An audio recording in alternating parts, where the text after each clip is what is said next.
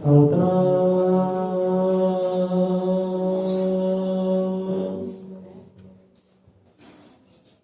वही एक ब्रह्म, वही एक ब्रह्म, वही एक ब्रह्म।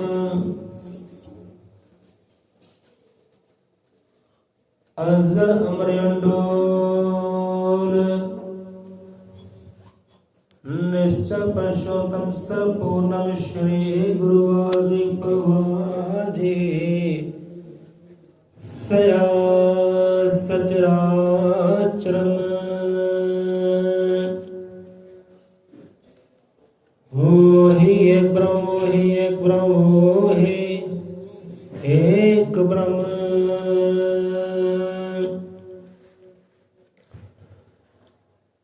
अजर मटर कालदर्शी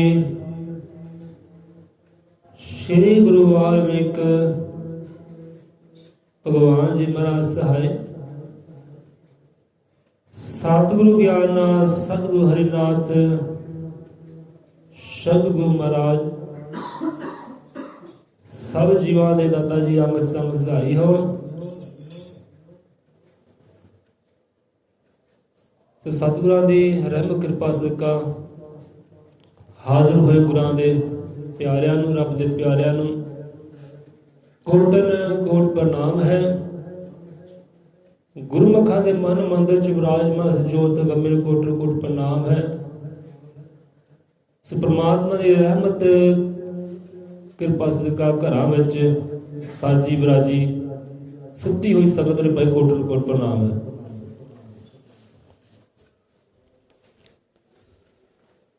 सो आ जाते हैं विचार कथा दे।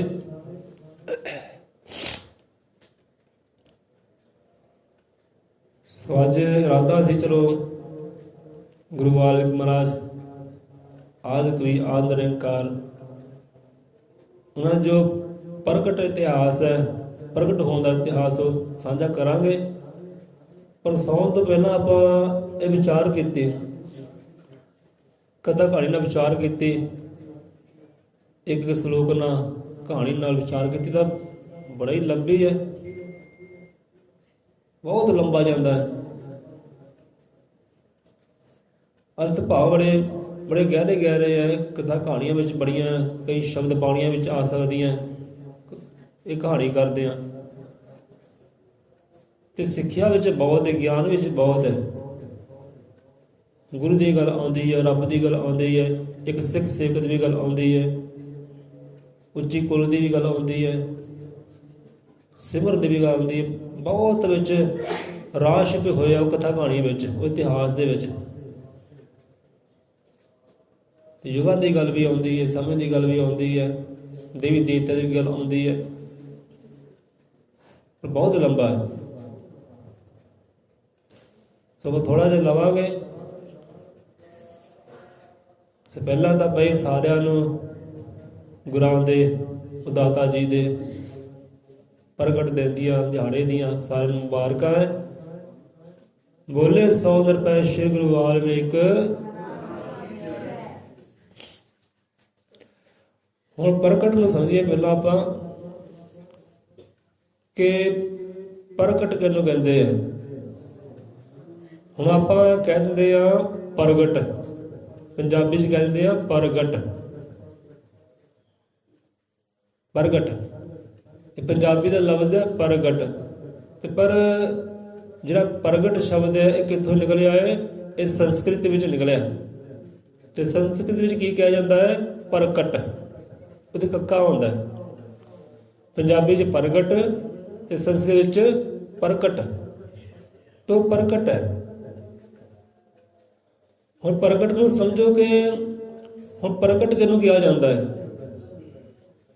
ਜਿਵੇਂ ਕਈ ਕਹਿੰਦੇ ਨੇ ਸਾਡੇ ਗੁਰਾਂ ਦਾ ਜੀ ਪ੍ਰਗਟ ਦਿਹਾੜਾ ਜੀ ਗੁਰਪੁਰਬ ਹੈ।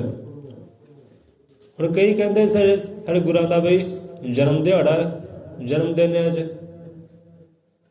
ਗੁਰੂ ਵਾਲਮੀਕ ਦਇਆਵਾਨ ਜਦੋਂ ਉਹਨਾਂ ਦਾ ਦਿਹਾੜਾ ਹੀ ਆਉਂਦਾ ਹੈ ਪਰ ਇਹ ਦਿਹਾੜਾ ਮਿਥਿਆ ਗਿਆ ਹੈ ਕੋਈ ਜਾਣਦਾ ਨਹੀਂ ਹੈ। ਇਹ ਆਪਾਂ ਚਲੋ ਸ਼ਰਧਾ ਸਾਡੀ ਭਾਵਨਾ ਹੈ ਇਸ਼ਕ ਹੈ ਕਿ ਚਲੋ ਹੋਰ ਗੁਰਾਂ ਦੇ ਸੇਵਕ ਆਪਣੇ ਗੁਰੂ ਦਿਹਾੜੇ ਮਨਾਉਂਦੇ ਜਨਮ ਦਿਨ ਮਨਾਉਂਦੇ ਆ ਤੇ ਆਪਾਂ ਕਿਉਂ ਨਹੀਂ ਭਾਈ। ਇਹ ਚੀਜ਼ ਆਪਾਂ ਮਿੱਥੀ ਹੋਈ ਹੈ ਇੱਕ ਸ਼ੌਂਕ ਵਾਸਤੇ, ਚਾਅ ਵਾਸਤੇ, ਮੁਹੱਬਤ ਵਾਸਤੇ। ਪਰ ਕੋਈ ਜਾਣਦਾ ਨਹੀਂ ਉਹ ਤਰੀਕ ਕਿਹੜੀ ਸੀ, ਉਹ ਮਹੀਨਾ ਕਿਹੜਾ ਸੀ, ਉਹ ਸਾਲ ਕਿਹੜਾ ਸੀ, ਉਹ ਸਮਾਂ ਕਿਹੋ ਜਿਹਾ ਸੀ। ਜਦੋਂ ਪਰਮਾਤਮਾ ਕਹਿੰਦੇ ਆਪ ਪ੍ਰਗਟ ਹੋਏ,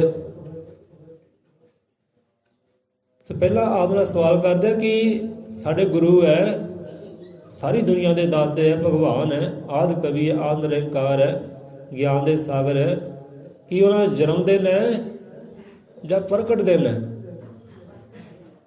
ਪ੍ਰਗਟ ਦਿਨ ਹੈ ਪੱਕਾ ਨਾ। ਤੇ ਹਿਰਦੇ ਅੰਦਰ ਇਹ ਧਾਰ ਕੇ ਰੱਖਿਓ। ਹੁਣ ਕਈ ਕਹਿ ਦਿੰਦੇ ਆ ਭਾਈ ਗੁਰੂ ਵਾਲਮੀਕ ਮਹਾਰਾਜ ਜੀ ਦਾ, ਬਾਬਾ ਜੀ ਦਾ ਜਨਮ ਦਿਨ ਹੈ। ਉਹ ਜਨਮ ਦਿਨ ਨਹੀਂ ਹੈ ਭਾਈ, ਜਨਮ ਤਾਂ ਸਾਡੇ ਹੋਏ ਆ, ਹੋਰ ਰਿਸ਼ੀ ਮੁਨੀ ਗੁਰੂ ਪੀਰ ਅਵਤਾਰ ਹੋਏ ਆ, ਉਹਨਾਂ ਦੇ ਜਨਮ ਹੋਏ ਆ, ਉਹ ਗਰਭ 'ਚ ਆਏ ਆ, ਜੂਨੀ 'ਚ ਆਏ ਆ। ਪਰ ਖੁਦ ਪਰਮਾਤਮਾ ਉਹ ਜਨਮ ਵਿੱਚ ਨਹੀਂ ਆਇਆ। ਉਹਨੂੰ ਕਹਿੰਦੇ ਅਵਿਨਾਸ਼ੀ ਪਿਤਾ। ਉਹ ਜਨਮ ਵਿੱਚ ਨਹੀਂ ਆਏ, ਗਰਭ ਵਿੱਚ ਨਹੀਂ ਆਏ। ਤੇ ਇਹ ਗੱਲ ਸਾਨੂੰ ਗੁਰੂ ਮਹਾਰਾਜ ਸਮਝਾਉਂਦੇ ਆ, ਕਿਉਂਕਿ ਆਪਾਂ ਦੁਨੀਆ ਦੀ ਤਾਂ ਮੰਨਣੀ ਨਹੀਂ, ਆਪਾਂ ਮੰਨਣੀ ਹੈ ਆਪਣੇ ਸਤਿਗੁਰ ਦੀ, ਆਪਣੇ ਰਹਿਬਰ ਦੀ, ਆਪਣੇ ਸੰਤ ਦੀ। ਕਿਉਂਕਿ ਸੰਤ ਬੋਲਦੇ ਰੱਬ ਬੋਲਦਾ, ਰੱਬ ਦੀ ਸੰਤ ਜ਼ੁਬਾਨ, ਤੁਰਦੇ ਫਿਰਦੇ ਬਖਸ਼ਦੇ ਸੰਤ ਪ੍ਰਭੂ ਦਾ ਨੂਰੀ ਗਿਆਨ। ਸੰਤਾਂ ਦੀ ਮੰਨਣੀ ਹੈ ਆਪਾਂ। ਸਾਡੇ ਗੁਰੂ ਮਹਾਰਾਜ ਇਹ ਸਮਝਾਉਂਦੇ ਕਿ ਪਰਮ ਪਿਤਾ ਪਰਮਾਤਮਾ ਆਦਿ ਕਵੀ ਉਹ ਜਨਮ ਵਿੱਚ ਆਏ ਨਹੀਂ, ਨਾ ਕੋਈ ਉਸਦੀ ਮਾਤਾ ਸਕਦੇ, ਨਾ ਕੋਈ ਉਸਦਾ ਬਾਪ। ਉਹ ਆਪੇ ਤੋਂ ਪ੍ਰਗਟਿਆ, ਉਹ ਆਪੇ ਦਾ ਪ੍ਰਤਾਪ, ਉਹਦਾ ਪ੍ਰਤਾਪ, ਉਹਦਾ ਪ੍ਰਗਟਣਾ ਆਪਣੇ ਆਪ ਤੋਂ ਹੀ ਹੈ, ਉਹ ਜਨਮ ਵਿੱਚ ਨਹੀਂ ਹੈ। ਸੋ ਜਿਹੜੇ ਭਾਈ, ਜਿਹੜੀ ਬੀਬੀਆਂ ਕਹਿੰਦੇ ਨਾ ਕਿ ਬਾਬਾ ਜੀ ਦਾ ਜਨਮ ਦਿਨ ਹੈ, ਭਾਈ ਉਹਨਾਂ ਦਾ ਜਨਮ ਦਿਨ ਨਹੀਂ ਹੈ। ਲੋਕਾਂ ਪਿੱਛੇ ਨਾ ਲੱਗਿਆ ਕਰੋ ਕਿ ਤੁਹਾਡੇ ਗੁਰੂ ਦਾ ਜਨਮ ਦਿਨ ਹੈ, ਬਾਬਾ ਜੀ ਜਨਮ ਦਿਨ ਹੈ। ਹਾਂਜੀ ਵੀ ਜਨਮ ਦਿਨ ਹੈ, ਜਨਮ ਦਿਨ ਨਹੀਂ ਹੈ। ਸਾਡੇ ਗੁਰੂਆਂ ਦਾ ਕੀ ਹੈ? ਪ੍ਰਗਟ ਦਿਨ ਹੈ।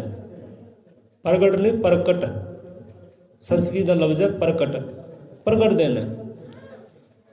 ਹੁਣ ਪ੍ਰਗਟ ਕਰਨ ਨੂੰ ਕਿੱਦਾਂ ਹੁੰਦਾ ਹੈ?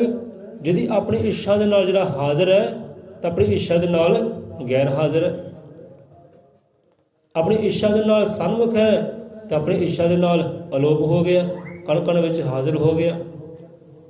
ਇੱਛਾ ਹੋਈ ਸਾਹਮਣੇ ਦਿਖਾਈ ਦਿੰਦਾ ਹੈ, ਵਿਰਾਜਮਾਨ ਹੈ, ਇੱਛਾ ਹੋਈ ਤਾਂ ਅਲੋਪ ਹੋ ਗਿਆ।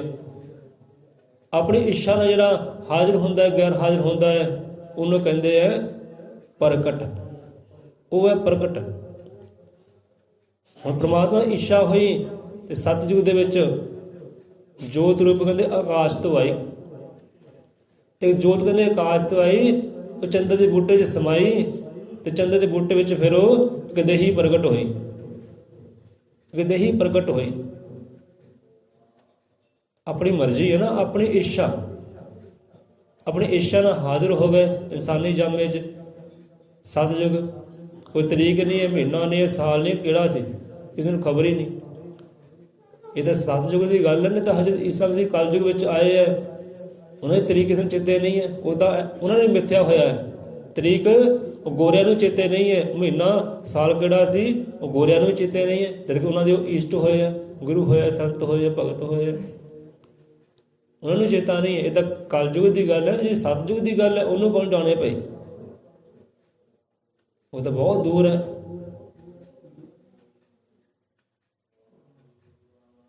ਇਹ ਤਾਂ ਕਹਿੰਦੇ ਆਪੇ ਹੀ ਜਾਣਦਾ ਉਹ ਤਰੀਕ ਕਿਹੜੀ ਹੈ, ਮਹੀਨਾ ਕਿਹੜਾ, ਸਾਲ ਕਹਿੰਦਾ। ਗੁਰੂ ਨਾਨਕ ਦੇਵ ਵੀ ਕਹਿੰਦੇ ਉਹ ਤਾਂ ਆਪੇ ਹੀ ਜਾਣਦਾ, ਸਾਨੂੰ ਨਹੀਂ ਖਬਰ ਪਈ ਕਿਹੜਾ ਮਹੀਨਾ ਸੀ, ਕਿਹੜੀ ਤਰੀਕ, ਕਿਹੜਾ ਸਾਲ, ਉਹ ਆਪੇ ਹੀ ਜਾਣੇ। ਹੁਣ ਜੋਤ ਰੂਪ ਵਿੱਚ ਪ੍ਰਗਟ ਹੋਏ ਹੈ, ਜੋਤ ਵਿੱਚੋਂ ਇਨਸਾਨੀ ਜਾਮੇ 'ਚੋਂ ਗੁਰੂ ਪ੍ਰਗਟ ਹੋਏ ਹੈ, ਤੇ ਜਨਮ ਗਰਭ 'ਚ ਉਹ ਨਹੀਂ ਆਏ। ਉਹ ਪਰਮਾਤਮਾ ਹੈ, ਭਗਵਾਨ ਹੈ, ਉਹ ਅੱਲਾ ਹੈ, ਗੌਡ ਹੈ, ਵਾਹਿਗੁਰੂ ਹੈ। ਉਹ ਜਨਮ ਵਿੱਚ ਨਹੀਂ ਹੈ ਤੇ ਮਰਨ ਵਿੱਚ ਵੀ ਨਹੀਂ ਹੈ, ਸਦਾ ਵਿਨਾਸ਼ੀ ਹੈ, ਅਮਰ ਹੈ, ਪ੍ਰਤੱਖ ਹੈ। ਸੋ ਇਹਨਾਂ ਸਮਝੋ ਪਈ ਗੱਲ ਨੂੰ ਧਾਰਨ ਕਰ ਲਓ ਕਿ ਸਾਡੇ ਗੁਰੂ ਹੋਏ, ਭਗਵਾਨ ਹੋਏ, ਰੱਬ ਹੋਏ ਹੈ, ਉਹਨਾਂ ਦਾ ਜਨਮ ਦਿਨ ਨਹੀਂ ਹੈ, ਉਹਨਾਂ ਦਾ ਦਿਨ ਹੈ ਪ੍ਰਗਟ ਦਿਨ ਹੈ ਭਾਈ। ਜੋ ਆਪਣੀ ਮਰਜ਼ੀ ਨਾਲ ਪ੍ਰਗਟ ਹੁੰਦੇ ਹੈ ਤੇ ਆਪਣੀ ਮਰਜ਼ੀ ਨਾਲ ਫਿਰ ਕਣ ਕਣ ਵਿੱਚ ਲੁਪ ਹੋ ਜਾਂਦੇ ਹੈ। ਆਪਣੀ ਇੱਛਾ ਹੈ ਉਹਨਾਂ ਦੀ। ਹੁਣ ਇੱਛਾ ਸੀ ਸਤਜੁਗ ਵਿੱਚ ਵੀ ਰਹੇ ਇੱਛਾ ਸੀ, ਤ੍ਰੇਤਾ ਵਿੱਚ ਵੀ ਰਹੇ ਇੱਛਾ ਸੀ, ਦੁਆਪਰ ਵਿੱਚ ਵੀ ਰਹੇ, ਤੇ ਕਲਯੁਗ ਵਿੱਚ ਅਲੋਪ ਹੋ ਗਏ, ਤੇ ਕਲਯੁਗ ਵਿੱਚ ਵੀ ਪ੍ਰਤੱਖ ਹੋਏ ਆ, ਸਨਮੁਖ ਹੋਏ ਆ ਗੁਰੂ ਗਿਆਨਨਾਥ ਮਹਾਰਾਜ ਜੀ ਦੇ। ਇੱਛਾ ਸੀ ਨਾ, ਇੱਛਾ ਨਾਲ ਅਲੋਪ ਹੋ ਗਏ, ਇੱਛਾ ਨਾਲ ਫਿਰ ਪ੍ਰਗਟ ਹੋ ਗਏ ਕਿ ਹੱਤੀ ਸ੍ਰਿਸ਼ਟੀ ਸਾਜ ਕੇ ਰਚ ਕੇ ਕੁਲ ਸੰਸਾਰ, ਫਿਰ ਕਣ ਕਣ ਵਿੱਚ ਅਲੋਪ ਹੋ ਗਿਆ ਵਾਲਮੀਕ ਭਗਵਾਨ। ਜਿਹੜਾ ਸਾਜਨਾ ਕੀਤਾ ਹੈ ਪ੍ਰਤੱਖ ਹੋ ਕੇ ਫਿਰ ਆਪੇ ਹੀ ਅਲੋਪ ਹੋ ਗਿਆ, ਆਪੇ ਵਿੱਚ ਸਮਾ ਗਿਆ। ਤੇ ਦੂਜਾ, ਹੁਣ ਆਪਾਂ ਜਿੱਥੇ ਜਾਂਦੇ ਆ ਨਾ ਭਾਈ, ਉੱਥੇ ਜਾ ਕੇ ਪਹਿਲਾ ਪ੍ਰਸ਼ਾਦ ਸਾਡਾ ਇਹੀ ਹੁੰਦਾ ਕਿ ਕਿਉਂਕਿ ਬਾਬਾ ਵਾਲਮੀਕ ਬਹੁਤ ਕਹਿੰਦੇ ਆ ਤੋ ਭਾਈ ਬਾਬਿਆਂ ਵਿੱਚ ਨਹੀਂ ਆਉਂਦੇ, ਕਿਉਂਕਿ ਬਾਬੇ ਆਪਣੀ ਜਗ੍ਹਾ ਤੇ ਹੈ। ਬਾਬੇ ਨੂੰ ਸਮਝੋ, ਕਿਉਂਕਿ YouTube ਚੈਨਲ ਹੈ ਗੁਰੂ ਵਾਲਮੀਕ ਪੱਤੀ ਤਲਵੰਡੀ ਸਲਾਹ, ਤੁਸੀਂ ਜਾ ਕੇ ਦੇਖ ਸਕਦੇ ਹੋ, ਸੁਣ ਸਕਦੇ ਹੋ। ਘੰਟੇ ਪੌਣੇ ਘੰਟੇ ਦਾ ਪ੍ਰਚਾਰ ਹੈ ਉੱਥੇ ਬਾਬਾ ਜੀ ਨੂੰ ਲੈ ਕੇ, ਕਿ ਬਾਬਾ ਕਹਿੰਦੇ ਆ, ਪੂਰੀ ਸਮਝ ਆ ਜਾਏਗੀ। ਇੱਕ ਉਮਰਾਂ ਤੋਂ ਬਾਬਾ ਹੁੰਦਾ ਹੈ, ਇੱਕ ਸਿਆਣਪਾਂ ਤੋਂ ਬਾਬਾ ਹੁੰਦਾ ਹੈ, ਇੱਕ ਉਮਰਾਂ ਤੋਂ ਬਾਬਾ ਹੁੰਦਾ ਹੈ ਕਿ ਆਹ ਬੰਦੇ ਦੀ ਉਮਰ ਵਡੇਰੀ ਹੈ, ਬਾਬਾ ਹੋ ਗਿਆ, ਭਾਵੇਂ ਮੱਤ ਸਮੱਤ ਨਾ ਹੋਵੇ। ਇੱਕ ਮੱਤ ਸਮੱਤ ਤੋਂ ਬਾਬਾ ਹੁੰਦਾ ਹੈ।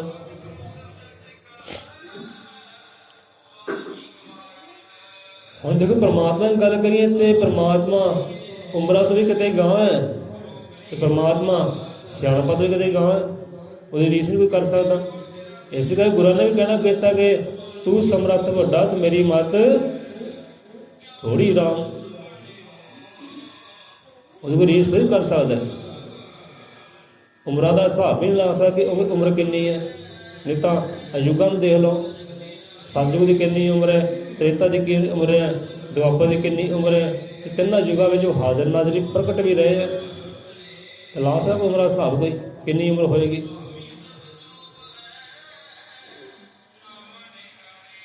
ਸੋ ਬਾਬਾ ਹੁੰਦਾ ਜਿਹਨਾਂ ਨੇ ਮਿਹਨਤਾਂ ਕੀਤੀਆਂ ਹੁੰਦੀਆਂ, ਮਿਹਨਤਾਂ ਦੇ ਨਾਲ ਉਹ ਰੱਬ ਬਣ ਜਾਂਦੇ, ਭਗਵਾਨ ਬਣ ਜਾਂਦੇ। ਤੇ ਰੱਬ ਨੇ ਕਿਹੜੀ ਮਿਹਨਤ ਕੀਤੀ ਆਪਣੇ ਆਪ ਨੂੰ ਭਗਵਾਨ ਬਣਾਉਣ ਵਾਸਤੇ? ਕੋਈ ਨਹੀਂ, ਉਹ ਖੁਦ ਪਰਮਾਤਮਾ, ਖੁਦ ਪਿਤਾ ਪਰਮੇਸ਼ਰ। ਸੋ ਬਾਬੇ ਦੀ ਜਗ੍ਹਾ ਤੇ ਭਾਈ ਤੁਸੀਂ ਸਤਿਗੁਰੂ ਲਗਾ ਦਿਆ ਕਰੋ, ਗੁਰੂ ਲਗਾ ਦਿਆ ਕਰੋ, ਭਗਵਾਨ ਲਗਾ ਦਿਆ ਕਰੋ। ਕਿ ਸਾਡੇ ਭਗਵਾਨ ਦਾ ਪ੍ਰਗਟ ਦਿਨ ਹੈ, ਸਾਡੇ ਸਤਿਗੁਰੂ ਜੀ ਦਾ ਪ੍ਰਗਟ ਦਿਨ ਹੈ, ਸਾਡੇ ਗੁਰੂ ਦਾ ਪ੍ਰਗਟ ਦਿਨ ਹੈ। ਤੇ ਪ੍ਰਗਟ ਹੈ ਤੇ ਜਨਮ ਦਿਨ ਬਿਲਕੁਲ ਨਹੀਂ ਹੈ। ਇੰਨਾ ਕੁ ਸਾਂਝਾ ਕਰਾਂਗੇ ਭਾਈ, ਆਹ ਚੀਜ਼ਾਂ ਨੂੰ ਸਮਝ ਲਓ, ਦੁਬਾਰੇ ਨਿਆਰੇ ਆ। ਜੇ ਕੋਈ ਅਗਲਾ ਕਹਿੰਦਾ ਹੈ ਉਹਨੂੰ ਸਮਝਾਓ ਭਾਈ ਨਹੀਂ ਇੱਦਾਂ ਨਹੀਂ ਹੈ, ਆਹ ਇੱਦਾਂ ਗੱਲ ਹੈ ਕਿ ਸਾਡੇ ਗੁਰੂ, ਸਾਡੇ ਗੁਰੂਦੇਵ, ਸਾਡੇ ਉਹ ਰੱਬ ਜਨਮ ਵਿੱਚ ਨਹੀਂ ਹੈ, ਮਰਨ ਵਿੱਚ ਨਹੀਂ ਹੈ, ਸਦਾ ਅਵਿਨਾਸ਼ੀ ਅਮਰ ਪ੍ਰਤੱਖ ਹੈ।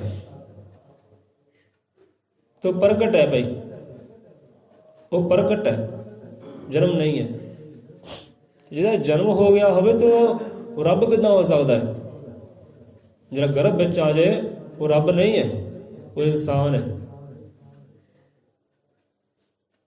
ਰੱਬ ਗਰਭ 'ਚ ਨਹੀਂ ਆਉਂਦਾ। ਨਹੀਂ ਤਾਂ ਗੁਰੂਆਂ ਦੀ ਬਾਣੀ ਪੜ੍ਹ ਲਓ ਭਾਈ, ਅਜੂਨੀ ਕਿਹਾ ਉਹਨੂੰ, ਅਜੂਨੀ ਭਾਵੇਂ ਜੂਨਾਂ ਵਿੱਚ ਨਹੀਂ ਆਉਂਦਾ, ਭਾਵ ਕਿ ਗਰਭ 'ਚ ਨਹੀਂ ਆਉਂਦਾ, ਉਹ ਗਰਭ ਤੋਂ ਕਿਤੇ ਪਰੇ ਹੈ। ਤੇ ਪਰਮਾਤਮਾ ਵਾਲਮੀਕ ਕੋਈ ਦੱਸ ਦੇਗਾ ਵੀ ਉਹ ਗਰਭ ਵਿੱਚ ਆਏ ਆ, ਉਹਨਾਂ ਦੇ ਆਹ ਮਾਤਾ ਹੋਏ ਆ, ਪਿਤਾ ਹੋਏ ਆ, ਚਾਚੇ ਹੋਏ ਆ, ਤਾਏ ਹੋਏ ਆ, ਬੱਚੇ ਹੋਏ ਆ, ਤੇ ਤੁਹਾਨੂੰ ਕਿਤੇ ਮਿਲਣਾ ਹੀ ਨਹੀਂ। ਦੁਨੀਆ ਕਹਿੰਦੀ ਹੈ ਦੁਨੀਆ ਪਿੱਛੇ ਸਾਰੀ ਲੱਗਣਾ, ਪਿੱਛੇ ਲੱਗਣਾ ਆਪਣੇ ਸਤਿਗੁਰ ਦੇ, ਗੁਰਾਂ ਦੇ ਪਿੱਛੇ ਲੱਗਣਾ। ਜੋ ਗੁਰੂ ਮਹਾਰਾਜ ਕਹਿੰਦੇ ਆ ਉੱਤੇ ਮੰਨੋ, ਉੱਤੇ ਚੱਲੋ ਭਾਈ। ਨਾ ਕੋਈ ਉਸਦੀ ਮਾਤਾ ਸੰਗਤੇ, ਨਾ ਕੋਈ ਉਸਦਾ ਬਾਪ, ਉਹ ਆਪੇ ਤੋਂ ਪ੍ਰਗਟਿਆ, ਉਹਦਾ ਆਪੇ ਤੋਂ ਪ੍ਰਤਾਪ। ਸਭ ਕੁਝ ਆਪਣੇ ਆਪ ਤੋਂ ਹੀ ਹੈ। ਇਹਨਾਂ ਨਾਲ ਆਪੇ ਬ੍ਰਹਮਾ, ਆਪੇ ਹਰੀ ਜੀਵ ਜੰਤ ਕੀ ਰਚਨਾ ਕਰੀ, ਤੇ ਵਾਲੋ ਪ੍ਰਗਟ ਹੋਈ ਜੋਤੀ, ਬੀਜੇ ਨਾਮ ਨਾਮ ਕੇ ਮੋਤੀ। ਅਗਮ ਅਗੋਚਰ ਪੁਰਖਨ ਰਹਿਣੇ, ਜਗ ਵਿੱਚ ਆਇਆ ਰਚਣ ਰਮਾਇਣ। ਆਪੇ ਕਹਿੰਦੇ ਬ੍ਰਹਮਾ ਹੈ, ਆਪੇ ਸ਼ਿਵ ਜੀ ਹੈ, ਆਪੇ ਸਭ ਕੁਝ ਹੈ। ਤੇ ਜੋਤ 'ਚ ਪ੍ਰਗਟ ਹੋਏ ਹੈ, ਤੇ ਬੀਜੇ ਰਾਮ ਨਾਮ ਕੇ ਮੋਤੀ।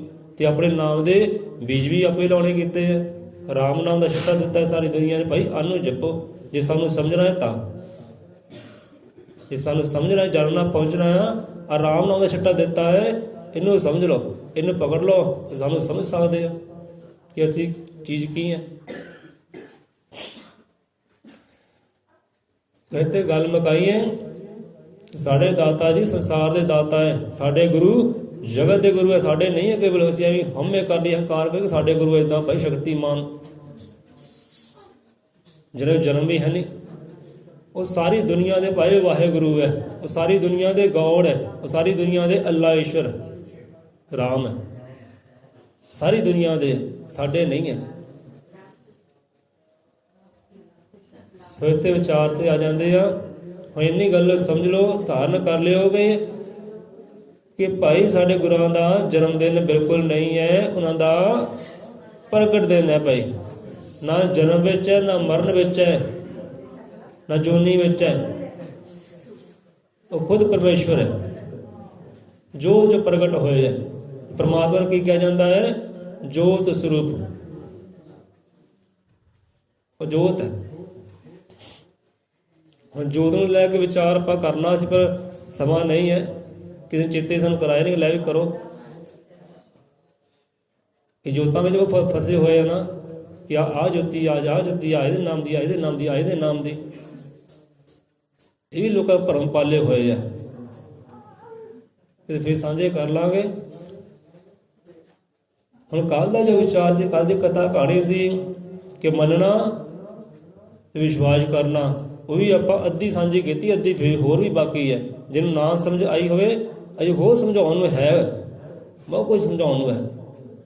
ਇੱਕ ਮੰਨਣਾ, ਇੱਕ ਵਿਸ਼ਵਾਸ ਕਰਨਾ। ਕਹਿੰਦੇ ਨਾ ਹਜ਼ਰਤ ਮੂਸਾ ਜੀ ਕਿ ਅੱਲਾਹ ਤਾਲਾ ਕਿ ਆਪ ਕਹਿੰਦੇ ਹੋ ਕਿ ਦੁਨੀਆ ਕਹਿੰਦੀ, ਸਾਰੇ ਕਹਿੰਦੇ ਗੁਰੂ ਪੀਰ ਅਵਤਾਰ ਕਿ ਪ੍ਰਮਾਤਮਾ ਕਣ ਕਣ ਵਿੱਚ ਵਿਰਾਜਮਾਨ ਹੈ, ਹਰ ਜੀਵ ਦੇ ਅੰਦਰ ਵਿਰਾਜਮਾਨ ਹੈ, ਹਾਜ਼ਰ ਨਾਜ਼ਰ ਹੈ। ਤੇ ਜੇਕਰ ਤੁਸੀਂ ਕਣ ਕਣ ਦੇ ਵਿੱਚ ਵਿਰਾਜਮਾਨ ਹੋ, ਹਰ ਸਮੇਂ ਵਿੱਚ ਹਾਜ਼ਰ ਨਾਜ਼ਰ ਹੋ, ਹਰ ਜੀਵ ਦੇ ਅੰਦਰ ਵਿਰਾਜਮਾਨ ਹੋ, ਤੇ ਲੋਕੀ ਦੁਖੀ ਪਰੇਸ਼ਾਨ ਕਿਉਂ ਹੈ? ਇਹ ਮੁਸੀਬਤਾਂ ਵਿੱਚ ਕਿਉਂ ਹੈ?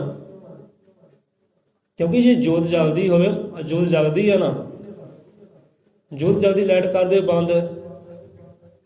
ਹੁਣ ਜੇ ਜੋਤ ਜਗਦੀ ਹੋਵੇ ਤੇ ਹਨੇਰਾ ਹੋ ਜਾਏ, ਤੇ ਗੱਲ ਇਹ ਤਾਂ ਹੋ ਸਕਦੀ ਹੈ। ਹੁਣ ਬਲਬ ਜਗਦਾ ਹੋਵੇ ਤੇ ਬਲਬ ਜਗਦਿਆਂ ਹੁੰਦਿਆਂ ਹੋਇਆ ਵੀ ਹਨੇਰਾ ਹੋਵੇ, ਕਿੱਦਾਂ ਹੋ ਸਕਦਾ ਭਲਾ? ਇੱਦਾਂ ਨਹੀਂ ਹੋ ਸਕਦਾ ਨਾ। ਬਲਬ ਜਗਦਾ ਹੋਵੇ, ਦੀਵਾ ਜਗਦਾ ਹੈ, ਜੋਤ ਜਗਦੀ ਹੋਵੇ ਤੇ ਹਨੇਰਾ ਹੋ ਜਾਏ, ਹੋ ਨਹੀਂ ਸਕਦਾ। ਕਹਿੰਦੇ ਇਹ ਅੱਲਾਹ ਤਾਲਾ, ਤੁਸੀਂ ਗੁਰੂ ਪੀਰ ਅਵਤਾਰ ਕਹਿੰਦੇ ਕਿ ਪਰਮਾਤਮਾ ਕਣ ਕਣ ਵਿੱਚ ਹਾਜ਼ਰ ਨਾਜ਼ਰ ਹੈ, ਹਰ ਜੀਵ ਦੇ ਅੰਦਰ ਵਿਰਾਜਮਾਨ ਹੈ। ਜੇ ਆਪ ਵਿਰਾਜਮਾਨ ਹੋ ਤੇ ਦੁੱਖ ਕਿਉਂ ਹੈ, ਸੰਕਟ ਕਿਉਂ? ਦੁੱਖ ਤਾਂ ਫਿਰ ਹੋਣੇ ਚਾਹੀਦੇ ਨਹੀਂਗੇ। ਕਲਾ ਕਲੇਸ਼ ਹੋਵੇ ਨਾ, ਊਚ ਨੀਚ ਤਾਂ ਹੋਵੇ ਨਾ। ਉਹ ਕਹਿਣ ਲੱਗੇ ਪਿਆਰਿਆ ਗੱਲ ਏਦਾਂ ਹੈ, ਲੋਕੀ ਇਹ ਗੱਲ ਨੂੰ ਮੰਨਦੇ ਹੀ ਹੈ ਕਿ ਮੈਂ ਕਣ ਕਣ ਵਿੱਚ ਵਿਰਾਜਮਾਨ ਹੈ। ਲੋਕੀ ਇਹ ਗੱਲ ਨੂੰ ਮੰਨਦੇ ਹੈ, ਪਰ ਵਿਸ਼ਵਾਸ ਕਿਸੇ ਨੂੰ ਵੀ ਹੈ ਨਹੀਂ। ਵਿਸ਼ਵਾਸ ਕਿਸੇ ਨੂੰ ਵੀ ਹੈ। ਤੈਨੂੰ ਵਿਸ਼ਵਾਸ ਹੈ, ਤੈਨੂੰ ਆਪਾਂ ਨਜ਼ਰ ਵੀ ਆਉਂਦੇ ਆ, ਗੱਲਾਂ ਬਾਤਾਂ ਵੀ ਕਰਦੇ ਆ। ਤਾਂ ਇਹੀ ਗੱਲ ਬਾਣੀ ਪੜ੍ਹਦੇ ਅੱਜ ਆਈ ਹੈ। ਕਿੱਦਾਂ ਉਹ ਮਹਿਸੂਸ ਹੁੰਦਾ, ਕਿੱਦਾਂ ਦੇਖਿਆ ਜਾਂਦਾ ਹੈ। ਸੋ ਇਹ ਨਹੀਂ ਸਮਝ ਲਓ ਭਾਈ। ਸੋ ਅੱਜ ਕਾਰਜ ਬਹੁਤ ਹੈ ਆਪਣੇ। ਵੈਸੇ ਤਾਂ ਅੱਜ ਬੱਚਿਆਂ ਨੂੰ ਵੀ ਛੁੱਟੀ ਹੈ ਨਾ, ਬੱਚਿਆਂ ਨੂੰ ਸਕੂਲੇ ਜਾਣ ਦੀ ਭੇਜਣ ਦੀ, ਚਲੋ ਲੈ ਸਕੂਲੇ ਭੇਜਣਾ, ਚਲੀਏ ਟਾਈਮ ਦੇ ਨਾਲ। ਛੁੱਟੀ ਹੈ ਅੱਜ, ਲਾਹਾ ਲੈ ਲਓ ਭਾਈ ਜੀ, ਨਾਲ ਲਾਹਾ ਲੈ ਹੁੰਦਾ। ਹੁਣ ਕਹਿੰਦੇ ਭਾਈ ਲੋਕੀ ਮੰਨਦੇ ਆ, ਕਿਸੇ ਨੂੰ ਵਿਸ਼ਵਾਸ ਨਹੀਂ ਹੈ। ਵਿਸ਼ਵਾਸ ਵੀ ਕਰਕੇ ਦੇਖੋ ਭਾਈ। ਤੇ ਉਹ ਵਿਸ਼ਵਾਸ ਕਿੱਦਾਂ ਆਉਂਦਾ ਹੈ? ਸਤਿਗੁਰੂ ਦੇ ਨਾਲ ਜੁੜ ਕੇ। ਸਤਿਗੁਰੂ ਨਾਲ ਜੁੜ ਕੇ ਬੰਦਾ ਵਿਸ਼ਵਾਸ ਦਾ ਪਾਤਰ ਬਣਦਾ ਹੈ, ਉੱਦਾਂ ਨਹੀਂ ਬੰਦਾ ਵਿਸ਼ਵਾਸ ਦਾ ਪਾਤਰ ਬਣਦਾ। ਹੁਣ ਦੇਖੋ ਨਹਾਉਣ ਦੀ ਗੱਲ ਆਈ ਸੀ, ਕਹਿੰਦੇ ਨਹਾਉਣਾ ਜ਼ਰੂਰੀ ਹੁੰਦਾ ਹੈ। ਅਜੇ ਇਸ ਵਿਚਾਰ ਤੇ ਆਪਾਂ ਆਉਂਦੇ ਹਾਂ, ਬਾਕੀ ਵਿਚਾਰ ਫਿਰ ਕਦੇ ਸਹੀ। ਕਿਉਂਕਿ ਵਿਚਾਰਾਂ ਦੀ ਲੜੀ ਸਾਡੇ ਅੰਦਰ ਬੜੀ ਦੱਬੀ ਹੋਈ ਹੈ, ਬੜੇ ਵਿਚਾਰ ਦੱਬੇ ਹੋਏ ਆ ਜੋ ਸਾਂਝੇ ਅਜੇ ਤੱਕ ਹੋਏ ਨਹੀਂ। ਤੇ ਸਾਰੇ ਵਿਚਾਰਨ ਯੋਗ ਹੈ, ਧਾਰਨ ਕਰਨ ਯੋਗ ਹੈ। ਸੋ ਆਪ ਇੱਦਾਂ ਹਾਜ਼ਰੀ ਲਵਾਇਆ ਕਰੋ ਭਾਈ। ਇਹ ਨਹੀਂ ਕਿ ਸਾਲ ਬਾਅਦ ਹੀ ਆਉਣਾ, ਸਹੁੰ ਖਾਧੀ ਹੈ ਸਾਲ ਬਾਅਦ ਆਉਣਾ, ਉੱਦਾਂ ਨਹੀਂ ਜਾਣਾ। ਕਿਤੇ ਰੋਜ਼ ਆਇਆ ਕਰੋ ਅਤੇ ਰੋਜ਼ ਭੰਡਾਰੇ ਲੈ ਕੇ ਜਾਇਆ ਕਰੋ ਗਿਆਨ ਦੇ, ਕਿਉਂਕਿ ਗਿਆਨ ਨੇ ਰਾਹ ਰੋਸ਼ਨ ਕਰਨੇ ਆ। ਬਾਹਰਲੀਆਂ ਜੋਤਾਂ ਦੀਵੇ ਸਾਡੇ ਰਾਹ ਰੋਸ਼ਨ ਨਹੀਂ ਕਰਨੇ। ਜਿਹੜਾ ਰਾਹ ਕੋਈ ਦਰਗਾਹ ਵੱਲ ਜਾਂਦਾ ਹੈ ਨਾ, ਉਹ ਮੰਜ਼ਿਲ ਵੱਲ ਰਾਹ ਜਾਂਦਾ ਹੈ, ਉਹ ਰਾਹ ਰੋਸ਼ਨ ਕਰਨਾ ਗੁਰੂ ਦੇ ਗਿਆਨ ਨੇ। ਬਾਹਰ ਨੇ ਤੇ ਬਾਹਰ ਸੂਰਜ ਚੰਦ ਸਿਤਾਰੇ ਹੈ ਭਾਈ, ਬਾਹਰ ਸੂਰਜ ਚੰਦ ਸਿਤਾਰੇ ਹੈ। ਇਹ ਕਿਉਂ ਨਹੀਂ ਸਾਨੂੰ ਮੰਜ਼ਿਲ ਦਿਖਲਾਉਂਦੇ ਹੋ ਰੱਬ ਵਾਲੀ, ਹੱਕ ਵਾਲੀ? ਕਿ ਉਹ ਹੈ, ਕਿਉਂਕਿ ਉਹ ਦਿਖਾ ਨਹੀਂ ਸਕਦੇ। ਇਹ ਦੀਵਿਆਂ ਤੋਂ, ਮੋਮਬੱਤੀਆਂ ਤੋਂ ਕਿਤੇ ਉੱਪਰ, ਕਿਤੇ ਉੱਪਰ ਹੈ ਨਾ। ਤੇ ਸਾਨੂੰ ਰਾਹ ਕਿਉਂ ਨਹੀਂ ਦਿਖਦਾ? ਕਿਉਂਕਿ ਰਾਹ ਸੂਰਜ ਚੰਦ ਸਿਤਾਰਿਆਂ, ਇਹ ਵੀ ਜੋਤਾਂ ਹੀ ਹੈ। ਇਹਨਾਂ ਰਾਹ ਸਾਨੂੰ ਨਹੀਂ ਦਿਖਾਉਣੇ, ਸਾਨੂੰ ਰਾਹ ਦਿਖਾਉਣਾ ਗੁਰੂ ਦੇ ਗਿਆਨ ਨੇ। ਗਿਆਨ ਦਾ ਦੀਪਕ, ਗਿਆਨ ਦੀ ਜੋਤ। ਜਿਵੇਂ ਆਰਤੀ ਪੜ੍ਹਦੇ ਆ ਨਾ, ਉੱਥੇ ਗਿਆਨ ਦੀ ਗੱਲ ਆਈ ਹੈ ਕਿ ਗਿਆਨ ਦਾ ਦੀਪਕ ਚਲੇ ਦਿਨ ਰਾਤੀ, ਹੁੰਦਾ ਨਾ, ਗਿਆਨ ਦਾ ਦੀਪਕ ਚਲੇ ਦਿਨ ਰਾਤੀ। ਸੋ ਗਿਆਨ ਦਾ ਦੀਪਕ ਦੀ ਲੋੜ ਹੈ, ਤੇ ਗਿਆਨ ਦੇ ਦੀਪਕ ਨੇ ਹੀ ਸਾਨੂੰ ਮੰਜ਼ਿਲ ਤੱਕ ਪਹੁੰਚਾਉਣਾ ਹੈ, ਬਾਹਰਲੇ ਸੂਰਜ ਚੰਦ ਸਿਤਾਰਿਆਂ ਨੇ ਵੀ ਨਹੀਂ। ਸੋ ਇਸ ਕਰਕੇ ਭਾਈ ਆਇਆ ਕਰੋ ਕਿ ਭਾਈ ਮੈਂ ਸਿੱਖਣ ਜਾਣਾ ਹੈ, ਸਿੱਖਣ ਵਾਸਤੇ ਆਇਆ ਕਰੋ। ਜਿਹੜੇ ਸੁਣਨ ਵਾਸਤੇ ਆਉਂਦੇ ਹੈ ਉਹ ਸੁਣਦੇ ਹੈ, ਦੂਜੇ ਪਾਸੇ ਕੱਢ ਦਿੰਦੇ ਹੈ। ਜਿਹੜੇ ਸਿੱਖਣ ਵਾਸਤੇ ਆਉਂਦੇ ਹੈ ਉਹਨਾਂ ਕੁਝ ਨਾ ਸਿੱਖਿਆ ਹਾਸਲ ਕਰ ਹੀ ਲੈਂਦੇ, ਤੇ ਘਰ ਜਾ ਕੇ ਪ੍ਰੈਕਟੀਕਲ ਵੀ ਕਰਦੇ ਹੈ। ਅੱਜ ਦੇ ਵਿਚਾਰ ਤੇ ਆਉਂਦੇ ਆ, ਤੁਹਾਡੇ ਵਿੱਚ ਹੈ ਜੀਵ ਕੇ ਗੁਰੂ ਘਰ ਜਾਣਾ ਤੇ ਨਹਾ ਕੇ ਜਾਣਾ ਭਾਈ, ਸਤਸੰਗ ਜਾਣਾ ਨਹਾ ਕੇ ਜਾਣਾ। ਅੱਜ ਮੈਂ ਨਹਾਤਾ ਨਹੀਂ ਤਾਂ ਨਹੀਂ ਮੈਂ ਗਿਆ, ਉਹ ਸਾਨੂੰ ਇਹੋ ਜੀਵ ਮਿਲਦੇ ਆ ਭਾਈ। ਮੈਂ ਨਹਾਤਾ ਨਹੀਂ ਤਾਂ ਨਹੀਂ ਗਿਆ, ਤਾਂ ਨਹੀਂ ਆਇਆ, ਮੈਂ ਨਹਾ ਕੇ ਆਉਣਾ ਸੀ। ਆ ਹੁਣ ਲੱਗਦਾ ਸ਼ੈਤਾਨ ਇੱਥੇ ਹਾਜ਼ਰ ਹੋ ਗਿਆ ਹੈ, ਵਾਸੀਆਂ ਆ ਰਹੀ ਹੈ, ਸ਼ੈਤਾਨ ਦੀ ਹਾਜ਼ਰੀ ਹੋ ਗਈ ਹੈ। ਕਿਉਂਕਿ ਸ਼ੈਤਾਨ ਨੇ ਵਰ ਲਿਆ ਰੱਬ ਕੋ, ਕੋਈ ਕੋਨਾ ਛੱਡਿਆ ਹੀ ਨਹੀਂ। ਕਹਿੰਦੇ ਜਾ ਭਾਈ, ਜਿੱਥੇ ਰੱਬ ਦੀ ਮਹਿਮਾ ਹੁੰਦੀ, ਜਿੱਥੇ ਮੇਰੀ ਸਿਫਤ ਸਲਾਹ ਹੋਏਗੀ ਤੇਰੀ, ਉੱਥੇ ਵੀ ਹਾਜ਼ਰੀ ਹੋਏਗੀ। ਵਾਸੀਆਂ ਆਉਣੀਆਂ, ਆਲਸ ਆਉਣੀ, ਦਰਿੱਦਰ ਆਉਣਾ, ਇਹ ਸ਼ੈਤਾਨ ਦੀ ਹਾਜ਼ਰੀ ਹੈ। ਸੋ ਰੱਬ ਉਹਦੀ ਹਾਜ਼ਰੀ ਪ੍ਰਵਾਨ ਕਰੇ ਦਾਤਾ ਜੀ। ਹੁਣ ਨਹਾਉਣ ਦੀ ਗੱਲ ਆਏਗੀ, ਕਈ ਕਹਿੰਦੇ ਭਾਈ ਨਹਾ ਕੇ ਜਾਣਾ ਹੈ, ਨਹਾ ਕੇ ਨਹੀਂ ਗਿਆ ਤਾਂ ਮੇਰੀ ਹਾਜ਼ਰੀ ਨਹੀਂ ਹੋਣੀ, ਰੱਬ ਨੇ ਮੈਨੂੰ ਕੱਢ ਦੇਣਾ ਬਾਹਰ। ਹੁਣ ਨਹਾਉਣਾ ਵੀ ਜੋ ਸਿਹਤ ਵਾਸਤੇ ਚੰਗਾ ਹੈ। ਸੰਤ ਗੁਰੂ ਰਹਿਬਰ ਹੋਏ ਹੈ, ਉਹ ਅੰਮ੍ਰਿਤ ਵੇਲੇ ਇਸ਼ਨਾਨ ਕਰਦੇ ਹੈ ਤੇ ਸਮਾਧੀ ਲਾਉਂਦੇ ਹੈ। ਸਰਦੀ ਹੋਈ ਤਾਂ ਕੋਸੇ ਪਾਣੀ ਨਾਲ, ਗਰਮੀ ਹੋਈ ਠੰਡੇ ਪਾਣੀ ਨਾਲ, ਉਹਨੇ ਇਸ਼ਨਾਨ ਕਰਨਾ ਹੀ ਕਰਨਾ ਹੈ। ਤੇ ਜੇ ਬੰਦਾ ਇਸ਼ਨਾਨ ਨਾ ਕਰੇ, ਕੀ ਗੱਲ ਫਿਰ ਸਮਾਧੀ ਨਹੀਂ ਲਾ ਸਕਦਾ, ਕੋਈ ਚੰਗੇ ਕਰਮ ਨਹੀਂ ਕਰ ਸਕਦਾ? ਕਰ ਸਕਦਾ। ਹੁਣ ਦੇਖੋ ਕਈ ਵਾਰ ਇੱਦਾਂ ਹੁੰਦਾ, ਸਾਨੂੰ ਤਾਪ ਚੜ੍ਹ ਜਾਂਦਾ ਹੈ, ਅੰਦਰੋਂ ਗਰਮੈਸ਼ ਨਿਕਲਦੀ ਹੈ, ਅਸੀਂ ਉਸ ਦਿਨ ਫਿਰ ਨਹੀਂ ਨਹਾਉਂਦੇ, ਪਰ ਆਪਣਾ ਕਾਰਜ ਡਿਊਟੀ ਨਹੀਂ ਛੱਡਦੇ। ਅੱਜ ਨਹੀਂ ਨਾ ਹੋਇਆ ਕੋਈ ਗੱਲ ਨਹੀਂ, ਅੱਜ ਸਾਡੇ ਨਾਲ ਵੀ ਇੱਦਾਂ, ਸਾਡੇ 'ਚ ਸਰੀਰ 'ਚ ਤਾਪ ਜਿਹਾ ਨਿਕਲਦਾ ਹੈ, ਛਿੱਕਾਂ ਵੀ ਆਉਂਦੀਆਂ, ਇੱਕ ਨਸ ਵੀ ਬੰਦ ਹੈ, ਤੇ ਨਹਾ ਕੇ ਆਪਾਂ ਅੱਜ ਨਹੀਂ ਆਪਾਂ ਆਏ ਤੇ ਆਪਣਾ ਕਾਰਜ ਕਰ ਰਹੇ। ਕੀ ਗੱਲ ਹੈ? ਕਿਹੜੇ ਪਾਪਾਂ ਦੇ ਭਾਗੀ ਹੋ ਗਏ? ਕਿਉਂਕਿ ਇੰਨੀ ਤਾਂ ਮਹਾਰਾਜ ਦਿੰਦੇ ਹੈ ਕਿ ਸਾਡੇ ਵਾਸਤੇ ਨਹਾਉਣਾ ਜ਼ਰੂਰੀ ਹੈ, ਆਪਾਂ ਨਹਾਉਂਦੇ ਵੀ ਹਾਂ, ਕੋਈ ਗੱਲ ਨਹੀਂ। ਪਰ ਇਹੋ ਜਿਹਾ ਸਮਾਂ ਅੱਜ ਦਾ ਬੰਦਾ ਨਹਾਉਣ ਦੇ ਲਾਇਕ ਨਹੀਂ ਹੁੰਦਾ। ਹੁਣ ਇੱਕ ਵਾਰ ਇੱਦਾਂ ਹੀ ਹੋਣਾ, ਸਾਡੇ ਨਾਲ ਕੰਮ ਤੋਂ ਆਏ, ਤਾਪ ਚੜਿਆ, ਬੁਖਾਰ ਚੜਿਆ, ਇੱਕ 'ਚ ਨਹਾਉਣਾ ਵੀ ਹੈ। ਇਹ ਤਾਪ ਚੜੇ ਵਿੱਚ ਨਹਾ ਲਿਆ, ਅਜੇ ਪਹਿਲਾ ਡੱਬਾ ਪਾਇਆ ਤੇ ਨਾਲ ਹੀ ਕੰਬਣੀ ਛਿੜ ਗਈ, ਕੰਬ ਗਿਆ ਸਾਰਾ ਸਰੀਰ, ਦੰਦ ਵੀ ਕੰਬੇ। ਜੇ ਹੈ ਗਰਮੀਆਂ ਦੇ ਦਿਨ ਸੀ, ਦੰਦ ਵੀ ਕੰਬਣ ਲੱਗ ਪਏ, ਸਰੀਰ ਵੀ ਕੰਬਣ ਲੱਗ ਪਿਆ। ਨਹਾ ਤਾਂ ਲਿਆ ਫਿਰ ਔਖੇ ਸੌਖੇ, ਫਿਰ ਨਹਾਉਂਦੇ ਸਾਰੇ ਭੱਜੇ ਫਿਰ ਡਾਕਟਰ ਦੇ ਵੱਲ। ਸਮਾਂ ਹੁੰਦਾ ਨਹਾਉਣਾ ਇੰਨਾ ਜ਼ਰੂਰੀ ਨਹੀਂ ਰੱਖਦਾ। ਬਾਹਰਲਾ ਨਹਾਉਣਾ ਇੱਕ ਹੁੰਦਾ, ਅੰਦਰਲਾ ਇੱਕ ਹੁੰਦਾ ਬਾਹਰਲਾ। ਸੋ ਅੰਦਰਲਾ ਨਹਾਉਣਾ ਗੁਰੂ ਪਈ ਕਰਨਾ ਹੈ, ਤਾਂ ਬਾਹਰਲੇ ਨਹਾਉਣੇ ਨਹਾਤੇ ਹੈ ਠੀਕ ਹੈ, ਨਹੀਂ ਨਹਾਤੇ ਤਾਂ ਵੀ ਠੀਕ ਹੈ। ਹੁਣ ਦੇਖੋ ਇਸਲਾਮ ਦੇ ਵਿੱਚ 5 ਨਮਾਜ਼ਾਂ ਕਰਦੇ ਇਸਲਾਮ। ਹੁਣ 5 ਨਮਾਜ਼ਾਂ ਕਰਦੇ ਤੇ 5 ਨਮਾਜ਼ਾਂ ਵਿੱਚ ਕੀ ਉਹ 5 ਟਾਈਮ ਨਹਾਉਂਦੇ ਹੋਣਗੇ?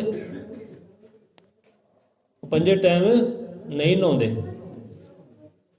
ਉਹ ਕਰਦੇ ਕੀ ਹੈ, 5 ਇਸ਼ਨਾਨਾਂ ਕਰਦੇ ਆ। ਆਪਣੇ ਗਿੱਟਿਆਂ ਤੱਕ ਪੈਰ ਨੂੰ ਧੋਣਾ ਤੇ ਕੂਹਣੀ ਤੱਕ ਬਾਂਹ ਨੂੰ ਧੋਣਾ ਤੇ ਗਲੇ ਤੱਕ ਚਿਹਰੇ ਦੀ ਸਫਾਈ ਕਰਨੀ, ਕੰਨਾਂ ਨੂੰ ਵਿੱਚ ਲੈ ਕੇ ਕੰਨਾਂ ਦੀ ਸਫਾਈ ਕਰਨੀ, ਚਿਹਰੇ ਦੀ ਸਫਾਈ ਕਰਨੀ, ਪੂਰੇ ਗਲੇ ਨੂੰ ਸਾਫ਼ ਕਰਨਾ ਤੇ ਨਮਾਜ਼ ਅਦਾ ਕਰਨੀ।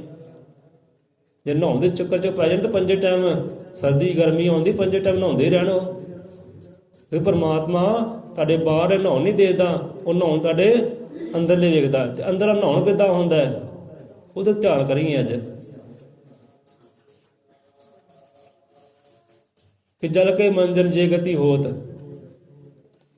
ਕਹਿੰਦੇ ਜਲ ਕੇ ਮੰਜਨ ਜੇ ਗਤੀ ਹੋਤ ਤੇ ਨਿਤ ਦੀ ਮੇਂਢਕ ਨਹਾਵੇ। ਜਲ ਕੇ ਮੰਜਨ, ਸਾਡੇ ਸਾਈਂ ਜੀ ਆਗੇ ਚਲੋ क्या बातें हैं। जो बोले सो निरपै,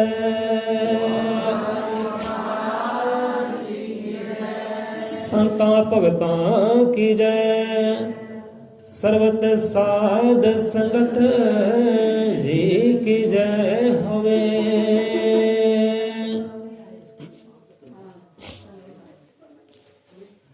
हज़रत मुतरकाल श्री गुरु गोबिंद जी महाराज साहिब ਹੁਣ ਕਹਿੰਦੇ ਆ ਭਾਈ ਜਲ ਕੇ ਮੰਜਨ ਜੇ ਗਤੀ ਹੋਤ। ਜਲ ਕੇ ਮੰਜਨ ਭਾਈ ਜਿਹੜੇ ਜਲ ਦੇ ਵਿੱਚ ਜੀਵ ਵਸਦੇ ਆ, ਜਲ ਦੇ ਵਿੱਚ ਜੀਵ ਆਪਣਾ ਬਸੇਰਾ ਕਰਦੇ ਆ, ਉਹਨਾਂ ਰੱਬ ਦੇ ਜੀਆਂ ਦੀ ਗੱਲ ਹੈ ਕਿ ਸਮੁੰਦਰ ਵਿੱਚ ਕਿੰਨੇ ਜੀਵ ਹੈ ਭਾਈ, ਪਾਣੀ ਅੰਦਰ ਕਿੰਨੇ ਜੀਵ ਹੈ, ਬਹੁਤ ਜੀਵ ਹੈ, ਬੇਗਿਣਤ ਹੈ, ਬੇਗਿਣਤ।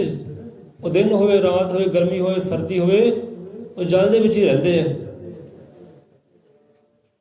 ਭਾਗਣਾ ਇਸ਼ਨਾਨ ਜਿਹੜਾ ਹਰ ਰੋਜ਼ ਹੀ ਹੁੰਦਾ, ਮਿੰਟ ਮਿੰਟ ਸਕਿੰਟ ਸਕਿੰਟ ਤੇ ਹੁੰਦਾ ਕਿ ਜਲ ਕੇ ਮੰਜਨ ਜੇ ਗਤੀ ਹੋਤ। ਹੁਣ ਗਤੀ ਕਹਿੰਦੇ ਭਾਈ ਇੱਕ ਹੁੰਦੀ ਗਤੀ ਸਪੀਡ, ਰਫਤਾਰ।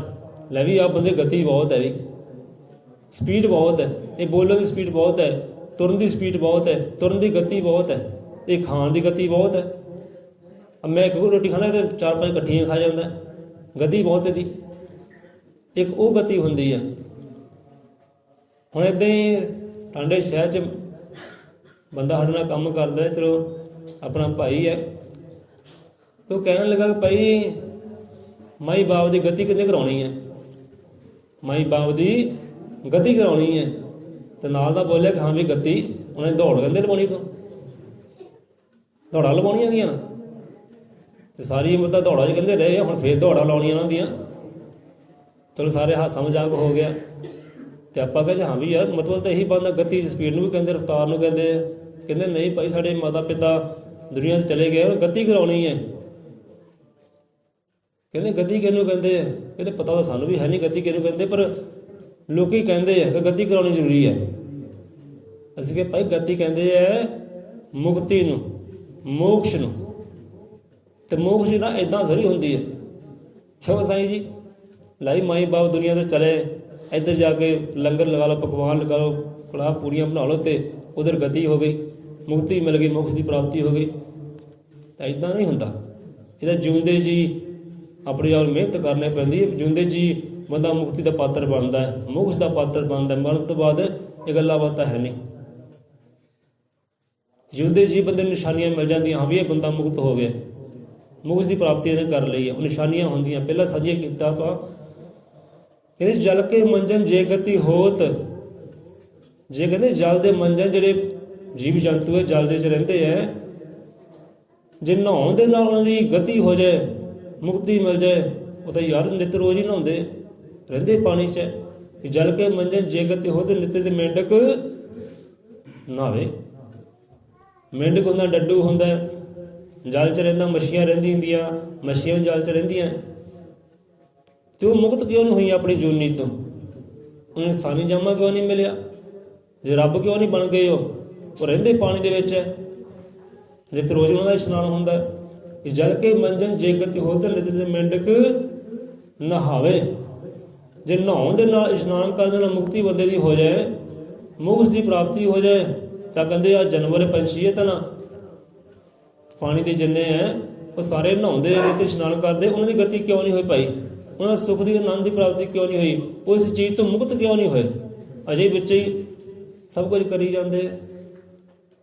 ਜਦੋਂ ਇੱਕ ਮਛਲੀ ਹੁੰਦੀ ਹੈ, ਮਛਲੀ ਤੁਸੀਂ ਲਓ, ਪਾਣੀ 'ਚ ਲਿਆ, ਜਲ 'ਚੋਂ ਲਿਆ, ਤੇ ਉਹਨੂੰ ਚੀਰਿਆ। ਜਦੋਂ ਚੀਰਿਆ ਤੇ ਹੋਇਆ ਕੀ ਹੈ? ਉਹ 'ਚ ਸੁਗੰਧੀਆਂ ਆਈਆਂ ਕਿ ਗੰਦਗੀ ਦੀ ਮਹਿਕ ਆਈ? ਮੱਛੀ ਵਿੱਚੋਂ ਸੁਗੰਧੀ ਆਉਂਦੀ ਹੈ, ਗੰਧ ਦੀ ਮਹਿਕ ਆਉਂਦੀ ਹੈ। ਕੀ ਹੁੰਦਾ? ਮਹਿਕ ਆਉਂਦੀ ਹੈ, ਚੰਗੀ ਕਿ ਮੰਦੀ? ਮੰਦੀ ਆਉਂਦੀ ਹੈ। ਕਿਉਂਕਿ ਮਹਿਕ ਹੁੰਦੀ ਇੱਕ ਚੰਗੀ ਮਹਿਕ ਹੁੰਦੀ, ਇੱਕ ਗੰਦੀ ਹੁੰਦੀ ਹੈ। ਹੁਣ ਇੱਕ ਬਦਬੂ ਕਹਿ ਦਿੰਦੇ ਆ, ਮਹਿਕ ਕਹਿੰਦੇ ਚੰਗੀ ਨੂੰ, ਤੇ ਬਦਬੂ ਕਹਿੰਦੇ ਆ ਮੰਦੀ ਨੂੰ।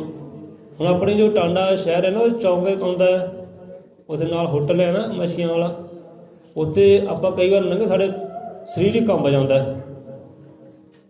ਕਈ ਵਾਰ ਸਾਡੇ ਸਰੀਰ ਝੁੰਝ ਨਹੀਂ ਆਈ ਉੱਥੋਂ, ਕਿਉਂਕਿ ਮੱਛੀਆਂ ਵੜਦੇ ਟੋਕਦੇ, ਬਦਬੂ ਉੱਥੋਂ ਇੰਨੀ ਆਉਂਦੀ ਹੈ ਕਿ ਸਾਡਾ ਸਰੀਰ ਝੁੰਝ ਨਹੀਂ ਕਰ ਦਿੰਦਾ, ਕੰਬ ਜਾਂਦਾ। ਹੁਣ ਜਦੋਂ ਕੋਈ ਮੱਛੀ ਰਹਿੰਦੀ ਸਾਰੀ ਪਾਣੀ 'ਚ, ਦਿਨ ਹੋਵੇ ਸਰਦੀ ਹੋਵੇ ਗਰਮੀ ਹੋ, ਰਹਿਣਾ ਉਹਨੇ ਪਾਣੀ ਵਿੱਚ, ਨਿੱਤ ਰੋਜ਼ ਦਾ ਉਹਦਾ ਇਸ਼ਨਾਨ ਹੁੰਦਾ ਹੈ। ਕਿ ਜਦੋਂ ਬਾਹਰ ਕੱਢਿਆ, ਉਹਨੂੰ ਚੀਰਿਆ, ਤੇ ਅੰਦਰੋਂ ਮਹਿਕਾਂ ਆਈਆਂ, ਬਦਬੂ ਆਈ, ਬਦਬੂ ਆਈ। ਤੇ ਇਹੋ ਜਿਹੇ ਇਸ਼ਨਾਨ ਕਰਨ ਦੇ ਨਾਲ ਫਿਰ ਫਾਇਦਾ ਕੀ ਹੈ? ਤੇ ਫਾਇਦਾ ਕੀ ਹੋਇਆ ਇਹੋ ਜਿਹੇ ਇਸ਼ਨਾਨ ਕਰਨ ਦੇ ਨਾਲ, ਪਾਣੀ ਵਿੱਚ ਰਹਿਣ ਦੇ ਨਾਲ? ਤੇ ਇਹੀ ਗੱਲ ਬੰਦੇ ਦੇ ਵੀ ਹੈ। ਬੰਦਾ ਬਾਹਰਲੇ ਇਸ਼ਨਾਨ ਕਰ ਲੈ, ਅੰਦਰਲੇ ਇਸ਼ਨਾਨ ਹੋਵੇ ਨਾ, ਤੇ ਉਹਦੇ ਅੰਦਰ ਵੀ ਗੰਦਗੀ ਰਹਿੰਦੀ ਹੈ, ਮੈਲ ਹੀ ਰਹਿੰਦੀ ਹੈ। ਸਤਸੰਗ ਵਿੱਚ ਗਿਆ, ਉੱਥੇ ਵੀ ਨਜ਼ਰਾਂ ਕਿੱਧਰ ਹੈ? ਮੈਲ ਦੇ ਵੱਲ ਹੀ ਹੈ। ਉਹ ਮੈਲ ਹੀ ਇਕੱਠੀ ਕਰੀ ਜਾਂਦਾ ਹੈ। ਕਿਉਂ ਸਾਈ ਜੀ? ਭਾਵੇਂ ਬੈਠਾ ਸਤਸੰਗ ਦੇ ਅੰਦਰ ਹੈ, ਉਹ ਧੀਆਂ ਆਉਂਦੀਆਂ, ਭੈਣਾਂ ਆਉਂਦੀਆਂ, ਮਾਵਾਂ ਆਉਂਦੀਆਂ, ਵੇਖੀ ਜਾਂਦਾ, ਅੰਦਰ ਮੈਲ ਇਕੱਠੀ ਕਰੀ ਜਾਂਦਾ, ਗੰਦਗੀ ਇਕੱਠੀ ਕਰੀ ਜਾਂਦਾ। ਬਾਹਰੋਂ ਨਹਾ ਕੇ ਆਇਆ, ਨਹਾ ਕੇ ਪਵਿੱਤਰ ਹੋ ਗਿਆ, ਸੁੱਚਮ ਹੋ ਗਿਆ, ਹੋ ਗਈ ਮੇਰੀ ਗਤੀ, ਮਿਲ ਗਈ ਮੈਨੂੰ ਮੁਕਤੀ। ਇੱਦਾਂ ਦਾ ਕੰਮ ਹੀ ਬਹੁਤ ਸੌਖਾ ਹੈ। ਜਲ ਕੇ ਮੰਜਨ ਜੇ ਗਤੀ ਹੋਤ, ਨਿਤ ਮੇਂਢਕ ਨਹਾਵੇ, ਕਿ ਜੈਸਾ ਮੇਂਢਕ ਤੈਸਾ ਹੀ ਨਰ, ਫਿਰ ਜੂਨੀ ਆਵੇ। ਜੈਸਾ ਮੇਂਢਕ ਤੈਸਾ ਹੀ ਨਰ, ਫਿਰ ਜੂਨੀ ਆਵੇ। ਹੁਣ ਜਿੱਦਾਂ ਕਹਿੰਦੇ ਮੇਂਢਕ ਹੈ, ਮੱਛੀ ਹੈ, ਹੋਰ ਪਾਣੀ ਦੇ ਜੀਵ ਹੈ, ਉਹ ਜੂਨੀ ਵਿੱਚ ਫਸੇ ਰਹਿੰਦੇ ਆ। ਉਹਨੇ ਜੂਨੀ ਹੈ, ਰਹਿਣਾ ਜੂਨੀ ਵਿੱਚ ਹੀ ਹੈ। ਕਿ ਜਿੰਨਾ ਚਿਰ ਉਹ ਇਨਸਾਨੀ ਜਾਮਾ ਨਹੀਂ ਮਿਲਦਾ, ਭਗਤ ਨਹੀਂ ਮਿਲਦੀ, ਸਿਮਰਨ ਨਹੀਂ ਮਿਲਦਾ, ਕੋਈ ਸਤਿਗੁਰ ਨਹੀਂ ਮਿਲਦਾ, ਉਹ ਢੰਗ ਤਰੀਕਾ ਦੇਣ ਵਾਲਾ ਕਿ ਹੁਣ ਤੂੰ ਮੁਕਤੀ ਨੂੰ ਪਾ ਸਕੇ, ਮੁਕਤੀ ਦੀ ਪ੍ਰਾਪਤ ਕਰ ਸਕੇ। ਉਹਨਾਂ 'ਚ ਕਲਿਆਣ ਨਹੀਂ ਹੁੰਦਾ ਜਿਨ੍ਹਾਂ 'ਚ ਸਤਿਗੁਰ ਜੀਵਿਤ ਨਹੀਂ ਹੁੰਦਾ, ਇਨਸਾਨੀ ਜਾਮਾ ਨਹੀਂ ਮਿਲਦਾ। ਆਪ ਨੂੰ ਮਿਲਿਆ ਹੈ ਤਾਂ ਕਦਰ ਪਛਾਣੋ ਇਹਦੀ। ਜਲ ਕੇ ਮੰਜ ਜੇ ਗਤੀ ਹੋਤ, ਨਿਤ ਮੇਂਢਕ ਨਹਾਵੇ, ਕਿ ਜੈਸਾ ਮੇਂਢਕ ਤੈਸਾ ਹੀ ਨਰ, ਫਿਰ ਜੂਨੀ ਆਵੇ। ਹੁਣ ਜਿਨ੍ਹਾਂ ਦੀ ਭਾਵਨਾ ਹੁੰਦੀ ਹੈ ਨਾ ਕਿ ਨਹਾਉਣ ਦੀ, ਭਾਈ ਨਹਾ ਕੇ ਜਾਣਾ, ਉੱਦਾਂ ਨਹੀਂ ਜਾਣਾ। ਕੋਈ ਸ਼ੁਭ ਕਾਰਜ ਕਰਨਾ ਹੈ, ਨਹਾ ਕੇ ਕਰਨਾ, ਉੱਦਾਂ ਮੈਂ ਨਹੀਂ ਕਰਨਾ। ਸਤਸੰਗ ਜਾਣਾ ਨਹਾ ਕੇ ਜਾਣਾ, ਮੈਂ ਨਹੀਂ ਜਾਣਾ ਭਾਈ। ਜੇ ਭਾਵਨਾ ਹੁੰਦੀ ਨਹਾਉਣ ਤੱਕ, ਨਹਾ ਕੇ ਕੰਮ ਕਰਨਾ। ਕਿਤੇ ਭਾਵਨਾ ਹੁਣ ਇਹਦੇ ਉੱਤੇ ਕਿਹਦੀ ਹੈ? ਡੱਡੂ ਵਾਲੀ ਭਾਵਨਾ ਉਹਦੀ। ਉਹ ਇਕੱਠਾ ਕੀ ਕਰ ਰਿਹਾ ਹੈ? ਕਿ ਮੈਂ ਮਰਨਾ ਹੈ, ਜੰਮਣਾ, ਮਰਨਾ, ਜੰਮਣਾ, ਜੂਨਾਂ ਵਿੱਚ ਹੀ ਆਉਣਾ ਹੈ। ਉਹ ਇਕੱਠਾ ਕਰਨ ਦਿਆ। ਜਾਗੇ ਮੰਜਨ ਜੇ ਗਤੀ ਹੋ, ਨਿਤ ਮੇਂਢਕ ਨਹਾਵੇ, ਕਿ ਜੈਸਾ ਮੇਂਢਕ ਤੈਸਾ ਹੀ ਨਰ। ਜਿਹੋ ਜਿਹੇ ਹਾਲ ਡੱਡੂ ਦਾ ਨਾ, ਤੇ ਉਹੋ ਜਿਹੇ ਹਾਲ ਬੰਦੇ ਦਾ ਹੀ ਹੈ। ਡੱਡੂ ਕਹਿੰਦਾ ਮੈਂ ਨਹਾ ਕੇ ਸ਼ੁੱਧ ਹੋ ਗਿਆ, ਪਵਿੱਤਰ ਹੋ ਗਿਆ। ਬੰਦਾ ਵੀ ਕਹਿੰਦਾ ਮੈਂ ਨਹਾ ਕੇ ਸ਼ੁੱਧ ਹੋ ਗਿਆ, ਪਵਿੱਤਰ ਹੋ ਗਿਆ। ਡੱਡੂ ਵੀ ਜੂਨਾਂ ਵਿੱਚ, ਫਿਰ ਜੂਨੀ ਆਵੇ, ਤੇ ਬੰਦਾ ਵੀ ਜੂਨੀ ਵਿੱਚ ਫਿਰ ਤੁਰਿਆ ਆਉਣ। ਉਹ ਹੁਣ ਤਿਆਰੀ ਕੀ ਕਰ ਰਿਹਾ ਹੈ? ਜੂਨਾਂ ਵਿੱਚ ਘੁੰਮਣ ਦੀ, ਜੂਨਾਂ ਵਿੱਚ ਫਸਿਆ ਰਵਾਂ। ਜਿਹਨਾਂ ਦਾ ਖਿਆਲ ਇਹ ਹੈ ਨਾ ਕਿ ਹੁਣ ਨਹਾਉਣ ਦੇ ਨਾਲ ਮੈਂ ਸ਼ੁੱਧ ਹੋ ਜਾ, ਪਵਿੱਤਰ ਹੋ ਜਾ, ਨਹਾਉਣਾ ਜ਼ਰੂਰੀ ਹੈ, ਉਹ ਹੁਣ ਇਕੱਠਾ ਕੀ ਕਰ ਰਿਹਾ ਹੈ? ਕਿ ਮੈਂ ਹੁਣ ਜੂਨੀ 'ਚ ਰਹਿਣਾ ਹੈ, ਜੂਨਾਂ ਤੋਂ ਬਾਹਰ ਕਦੇ ਹੋਣਾ ਹੀ ਨਹੀਂ। ਉਹ ਇਹ ਤਿਆਰੀ ਕਰ ਰਿਹਾ ਆਪਣੀ। ਹੁਣ ਡੱਡੂ ਬਣਨ ਦੀ ਤਿਆਰੀ ਉਹ ਕਰ ਰਿਹਾ, ਮੱਛੀ ਬਣਨ ਦੀ ਤਿਆਰੀ ਉਹ ਕਰ ਰਿਹਾ, ਬਿੱਲੀ ਕੁੱਤਾ ਬਣਨ ਦੀ ਉਹ ਤਿਆਰੀ ਕਰ ਰਿਹਾ, ਜਿਹੜਾ ਕਹਿੰਦਾ ਮੈਂ ਨਹਾ ਕੇ ਹੀ ਕੰਮ ਕਰਨਾ। ਉਹ ਤਿਆਰੀ ਕਰ ਰਿਹਾ ਚੀਜ਼ ਦੀ। ਜੈਸਾ ਮੇਂਢਕ ਤੈਸਾ ਹੀ ਨਰ। ਨਰ ਕਿਹਨੂੰ ਕਹਿੰਦੇ? ਇਨਸਾਨ ਨੂੰ। ਇਹ ਨਰ ਨਰਾਇਣ ਵੀ ਹੋ ਸਕਦਾ ਹੈ, ਨਰ ਤੋਂ ਨਰਾਇਣ। ਕਬੀਰਦਾਸ ਸਮਝਾਉਂਦੇ ਆ। ਨਰ ਤੋਂ ਨਰੈਣ ਹੋ ਸਕਦਾ ਹੈ, ਭਗਵਾਨ ਹੋ ਸਕਦਾ ਹੈ, ਪਰ ਸਤਿਗੁਰੂ ਜ਼ਰੂਰੀ ਹੈ। ਉਹ ਇਸ਼ਨਾਨ ਜ਼ਰੂਰੀ ਹੈ, ਜਿਹੜੇ ਇਸ਼ਨਾਨ ਦੇ ਨਾਲ ਨਰ ਤੋਂ ਨਰੈਣ ਹੋ ਸਕਦਾ ਹੈ। ਹੁਣ ਜਿਹਨਾਂ ਦਾ ਖਿਆਲ ਇਹ ਸੋਚ ਇਹ ਨਹਾ ਕੇ ਕੰਮ ਕਰਨਾ, ਨਹਾਉਣਾ ਜ਼ਰੂਰੀ ਹੈ, ਉਹ ਪਿਆ ਤਿਆਰੀ ਕਰ ਰਿਹਾ ਡੱਡੂ ਬਣਨ ਦੀ, ਤਿਆਰੀ ਕਰ ਰਿਹਾ ਹੈ ਮੱਛੀ ਬਣਨ ਦੀ। ਸੰਤ ਲੋਕ ਸਮਝਾਉਂਦੇ ਆ ਕਿ ਜੈਸਾ ਮਿੰਟ ਤੈਸਾ ਹੀ ਨਰ ਫਿਰ ਜੂਨੀ ਆਵੇ ਕਿ ਪੂਜੋ ਰਾਮ ਏਕ ਹੀ ਦੇਵਾ। ਆਹ ਗੱਲ ਬਹੁਤ ਪਿਆਰੀ ਹੈ, ਬੜੀ ਆਤੇ ਲੱਗਣੀ ਹੈ, ਤੱਤੀ ਵੀ ਹੈ ਕਿ ਪੂਜੋ ਰਾਮ ਏਕ ਹੀ ਦੇਵਾ। ਰਾਮ ਪੂਜੋ ਰਾਮ, ਰਾਮ ਕਹਿੰਦੇ ਹੋ ਪਰਮਾਤਮਾ ਨੂੰ, ਜਦ ਰਮਿਆ ਹੋਇਆ ਹੈ, ਵਿਰਾਜਮਾਨ ਹੈ ਸਮੇਂ ਅੰਦਰ, ਸਭ ਜੀਵਾਂ ਅੰਦਰ ਰਮੇ ਹੋਏ ਨੂੰ ਕਹਿੰਦੇ ਰਾਮ। ਜਦੋਂ ਰਾਮ ਦਾ ਜ਼ਿਕਰ ਆਉਂਦਾ ਨਾ ਤਾਂ ਸਭ ਤੋਂ ਪਹਿਲਾਂ ਇਨਸਾਨ ਦੇ ਮੂਹਰੇ ਤਸਵੀਰ ਕਿਹਦੀ ਆਉਂਦੀ ਹੈ? ਦਸ਼ਰਥ ਪੁੱਤਰ ਰਾਮ ਦੀ। ਲੈ ਵੀ ਹੱਥ ਵਿੱਚ ਤੀਰ ਕਮਾਨ ਹੈ, ਉਹਦੀ ਚਿੱਤਰ ਆਉਂਦਾ ਅੱਖਾਂ ਸਾਹਮਣੇ। ਪਰ ਇੱਥੇ ਉਹਦੀ ਗੱਲ ਨਹੀਂ ਹੈ, ਇੱਥੇ ਕਣ ਕਣ ਵਿੱਚ ਰਮੇ ਹੋਏ ਦੀ ਗੱਲ ਹੈ। ਜਿਹਨੇ ਰਾਮ ਦਾ ਚਿੱਤਰ ਲਿਖਿਆ ਨਾ, ਇਹ ਉਹਦੇ ਰਾਮ ਦੀ ਗੱਲ ਹੈ। ਜਿਹੜੇ ਸਭ ਦੇਵੀ ਦੇਵਤਾ ਲੇਖ ਲਿਖੇ ਹੈ, ਇਹ ਉਹਦੇ ਰਾਮ ਦੀ ਗੱਲ ਹੈ, ਜੋ ਹਰ ਯੁੱਗ ਦੇ ਵਿੱਚ ਰਮਿਆ ਹੋਇਆ ਹੈ, ਹਾਜ਼ਰ ਨਾਜ਼ਰ ਵਿਰਾਜਮਾਨ ਹੈ। ਰਮੇ ਹੋਏ ਨੂੰ ਰਾਮ ਕਹਿੰਦੇ ਆ। ਤੇ ਪੂਜੋ ਰਾਮ ਏਕ ਹੀ ਦੇਵਾ, ਕਹਿੰਦੇ ਪਿਆਰਿਆ ਆ ਬਾਹਰਲੇ ਤੂੰ ਤੰਤਰ ਮੰਤਰ ਕਰਮ ਕੱਢ ਛੱਡ, ਆਹ ਕਰਮ ਕਰ। ਉਹ ਇੱਕ ਰਾਮ ਨੂੰ, ਇੱਕ ਭਗਵਾਨ ਨੂੰ, ਇੱਕ ਵਾਹਿਗੁਰੂ ਨੂੰ ਜਪਣਾ ਕਰ ਲੈ, ਸਿਮਰਨ ਕਰ ਲੈ, ਭਗਤ ਕਰ ਲੈ, ਤੇ ਹੋਰ ਨਾ ਦੇਵੀਆਂ ਨੂੰ ਛੱਡਦਿਆਂ ਹੋਇਆ। ਸਭ ਤੋਂ ਵੱਡਾ ਦੇਵਤਾ ਜਿਹੜਾ ਉਹ ਰਾਮ ਹੀ ਹੈ, ਉਸ ਤੋਂ ਉੱਪਰ ਕੋਈ ਦੇਵਤਾ ਹੀ ਹੈ ਨਹੀਂਗਾ। ਜਿਵੇਂ ਗੁਰਦੇਵ ਕਹਿੰਦੇ ਹੈ ਕਿ ਗੁਰ ਜੈਸਾ ਨਾ ਹੋ ਕਿ ਦੇਵ, ਜਿਸ ਮਸਤਕ ਭਾਗ ਸੋ ਲਾਗਾ ਸੇਵ। ਹੁਣ ਗੁਰੂ ਤੋਂ ਵੱਡਾ ਕਦੇ ਕੋਈ ਦੇਵ ਹੀ ਹੈ ਨਹੀਂ ਕਿ ਗੁਰੂ ਤੋਂ ਵੱਡਾ ਕੋਈ ਦੇਵ ਹੋਵੇ, ਕਿਉਂਕਿ ਪਰਮਾਤਮਾ ਖੁਦ ਸਤਿਗੁਰੂ ਦਾ ਰੂਪ ਧਾਰਨ ਕਰਕੇ ਆਇਆ ਤੇ ਵਾਹੇ ਗੁਰੂ ਖਵਾਇਆ। ਕਿ ਸਾਰੇ ਸੰਸਾਰ ਦਾ ਗੁਰੂ ਹੈ ਭਾਈ, ਕਣ ਕਣ ਦਾ ਗੁਰੂ ਹੈ, ਹਰ ਜੀਵ ਜੰਤੂ ਦਾ ਗੁਰੂ ਹੈ, ਵਾਹਿਗੁਰੂ ਹੋ ਗਿਆ। ਇਹ ਉਹ ਸ਼ਕਤੀ ਹੈ ਜੋ ਸਾਰੀ ਸ਼ਕਤੀਆਂ ਨੂੰ ਚਲਾ ਰਹੀ ਹੈ, ਤੇ ਇੱਕੋ ਹੀ ਹੈ। ਵਾਹ ਤੋਂ ਭਾਵ ਕੇ ਇੱਕੋ ਹੀ ਹੈ ਕਿ ਪੂਜੋ ਰਾਮ ਏਕ ਹੀ ਦੇਵਾ, ਕਿ ਭਾਈ ਇੱਕ ਨੂੰ ਸਿਮਰਨਾ ਕਰ ਲੈ, ਇੱਕ ਦੀ ਭਗਤ ਕਰ ਲੈ, ਇੱਕ ਨੂੰ ਆਪਣਾ ਦੇਵ ਮੰਨ ਲੈ, ਦੇਵਤਾ ਮੰਨ ਲੈ। ਕਿ ਪੂਜੋ ਰਾਮ ਏਕ ਹੀ ਦੇਵਾ, ਸੱਚਾ ਨਹਾਵਣ ਗੁਰ ਕੀ ਸੇਵਾ। ਇਹ ਹੈ ਕਿ ਸੱਚਾ ਨਹਾਵਣ। ਬਾਹਰਲੇ ਇਸ਼ਨਾਨ ਹੋਰ ਜਗ੍ਹਾ ਹੈ, ਆਹ ਇਸ਼ਨਾਨ ਹੈ ਕਹਿੰਦੇ। ਹੁਣ ਇਹ ਤਾਂ ਗੱਲ ਬਾਣੀ ਕਹਿੰਦੇ ਕਰ ਇਸ਼ਨਾਨ ਸਿਮਰ ਪ੍ਰਭੂ ਆਪਣਾ, ਤਨ ਮਨ ਹੋਏ ਉਹ ਰੱਗਾ। ਹੁਣ ਇਹ ਸੁਣੀ ਕਿਹਾ ਗਿਆ ਵੀ ਇਸ਼ਨਾਨ ਕਰ ਫਿਰ ਸਿਮਰਨ ਕਰ। ਕਿਉਂ ਸਾਈ ਜੀ? ਇਹ ਗੱਲ ਨਹੀਂ ਕੀਤੀ ਕਿ ਇਸ਼ਨਾਨ ਕਰ ਫਿਰ ਸਿਮਰਨ ਕਰ। ਕਹਿੰਦੇ ਕਰ ਇਸ਼ਨਾਨ ਸਿਮਰ ਪ੍ਰਭੂ ਆਪਣਾ, ਕਿਉਂ ਪ੍ਰਭੂ ਦਾ ਸਿਮਰਨਾ ਹੀ ਸੱਚਾ ਇਸ਼ਨਾਨ ਕਰਨਾ ਹੈ, ਸੱਚਾ ਨਹਾਉਣਾ ਹੈ। ਗੱਲਾਂ ਗੁਰੂਆਂ ਦੀਆਂ ਇੱਕ ਪੱਖ ਵੱਲ ਜਾਂਦੀਆਂ, ਕਈ ਪੱਖ ਨਿਕਲਦੇ ਵਿੱਚੋਂ। ਕਰ ਇਸ਼ਨਾਨ ਸਿਮਰ ਪ੍ਰਭੂ ਆਪਣਾ, ਤਨ ਮਨ ਹੋਏ ਉਹ ਰੱਗਾ। ਇਹਦੇ ਨਾਮ ਦਾ ਸਿਮਰਨਾ ਕਰ ਲੈ, ਸੱਚਾ ਨਹਾਵਣ ਇਹੀ ਹੈ ਕਿ ਸੱਚਾ ਨਹਾਵਣ ਪੂਜੋ ਰਾਮ ਏਕ ਹੀ ਦੇਵਾ, ਸੱਚਾ ਨਹਾਵਣ ਗੁਰ ਕੀ ਸੇਵਾ। ਹੁਣ ਗੁਰੂ ਦੀ ਸੇਵਾ ਭਾਵ ਕਿੱਦਾਂ ਹੁੰਦੀ ਹੈ? ਸਿਮਰਨ ਦੇ ਨਾਲ, ਭਗਤ ਦੇ ਨਾਲ। ਜੋ ਗੁਰੂ ਨੇ ਸ਼ਬਦ ਦਿੱਤਾ ਹੈ, ਨਾਵਾਂ ਦਿੱਤਾ ਹੈ ਰੱਬ ਦਾ, ਉਹ ਰਾਮ ਨਾਮ, ਪੂਜੋ ਰਾਮ ਏਕ ਹੀ ਦੇਵਾ।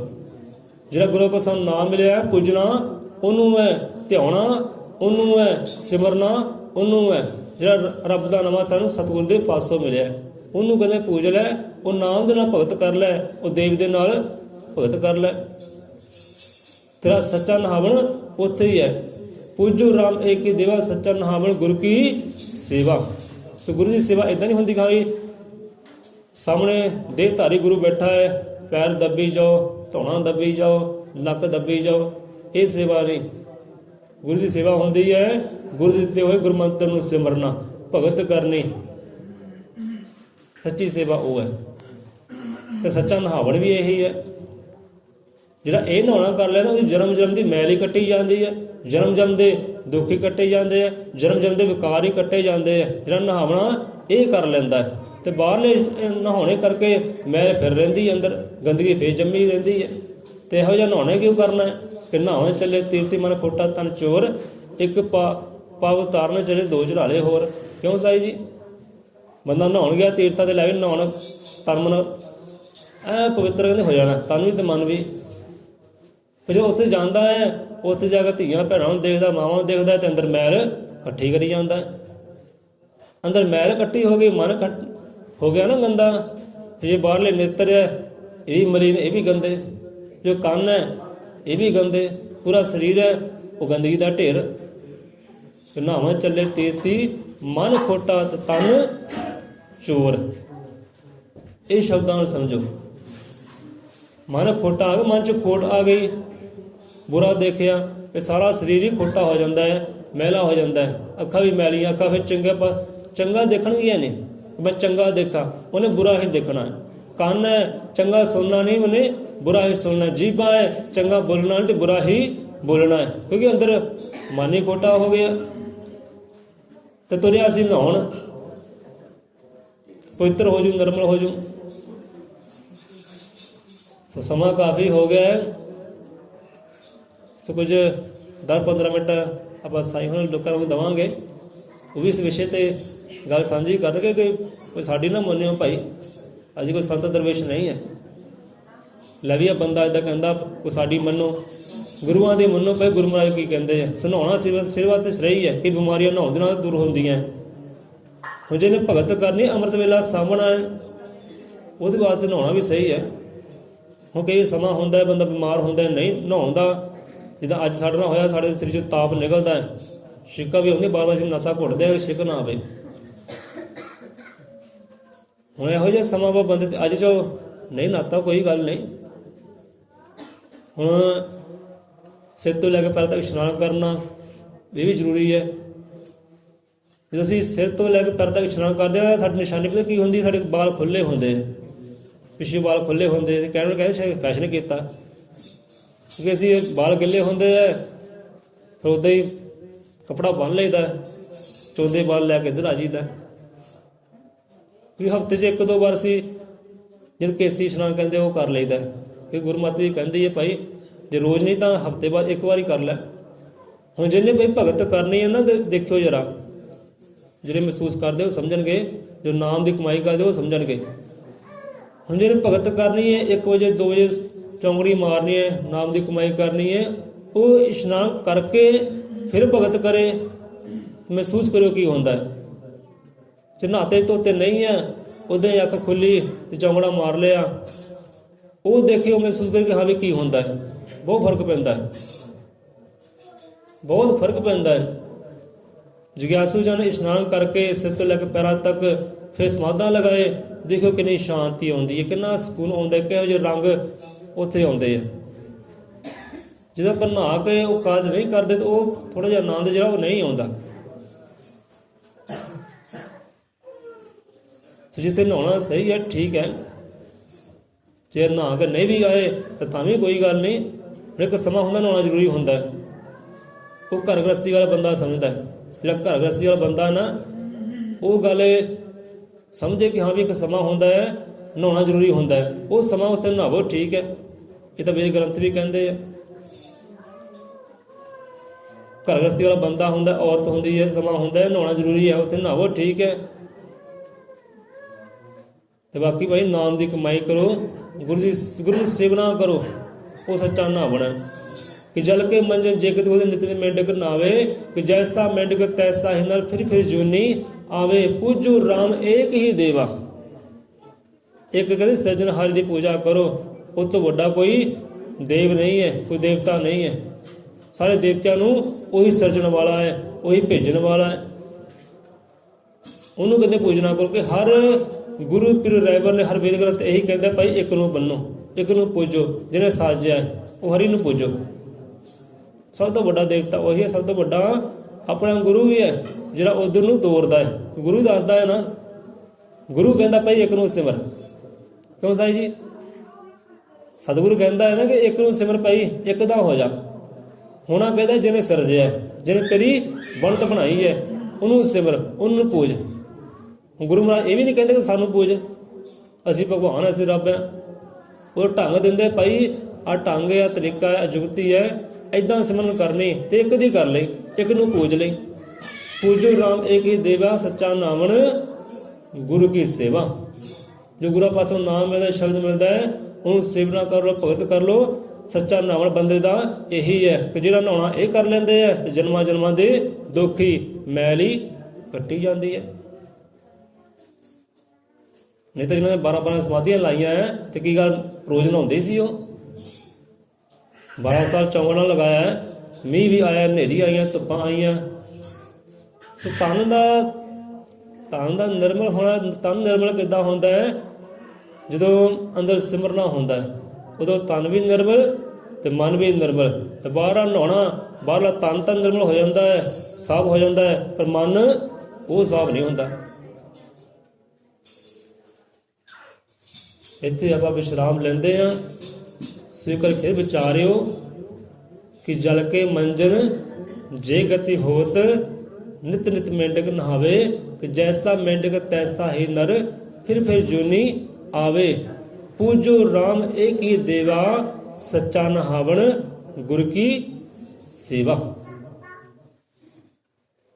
ਬੋਲੇ ਸੋ ਨਿਰਭੈ ਅਜ਼ਰਮਤਿ ਕਾਲਦਰਸ਼ੀ ਸ੍ਰਿਸ਼ਟੀ ਕਰਤਾ ਵਾਲਮੀਕ ਦੇ ਆਵਾਨ ਜੀ ਕੀ ਜੈ।